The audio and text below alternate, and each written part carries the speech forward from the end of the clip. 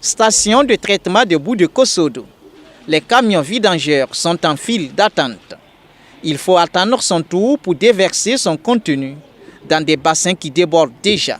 Même constat à la station de Zaktouli, l'une des 3 stations de traitement de boue de la capitale.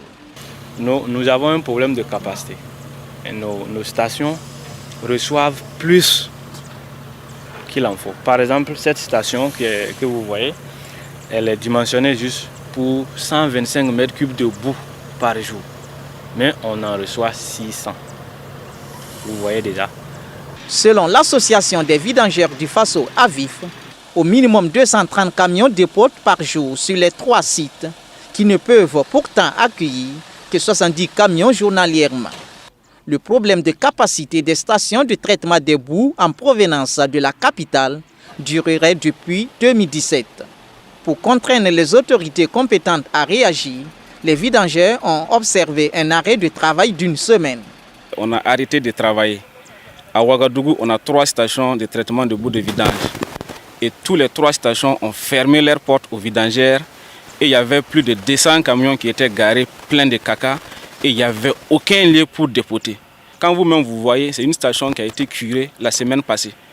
Et aujourd'hui déjà, on a repris les activités, c'est déjà plein. Donc ça veut dire la semaine suivante, d'autres stations seront en difficulté. Ce 28 août, Arma Bewende, maire de la ville de Ouagadougou, se rend sur les lieux. Après constat, il promet des concertations élargies pour trouver des solutions durables. Nous sommes en train de faire un diagnostic. Nous avons rencontré les premiers acteurs à travers leur fêtière. Nous avons visité sur 3 sites, on en a visité 2. Et donc on va se faire notre opinion. Nous allons rencontrer l'ONEA et en ce moment on peut tirer les conclusions. Donc aujourd'hui, effectivement, il y a la faible capacité, il y a une question de gestion, il y a une question de management au niveau même de l'entretien de ces sites-là. Une alternative doit être trouvée urgemment et l'association des vidangeurs du Faso semble la détenir. C'est de trouver des zones comme monsieur le maire disait, afin que les vidangeurs puissent partir, organiser et puis dépoter ça à ce niveau, le temps que les sites-là puissent recevoir. À défaut, il n'y a pas d'autre alternative.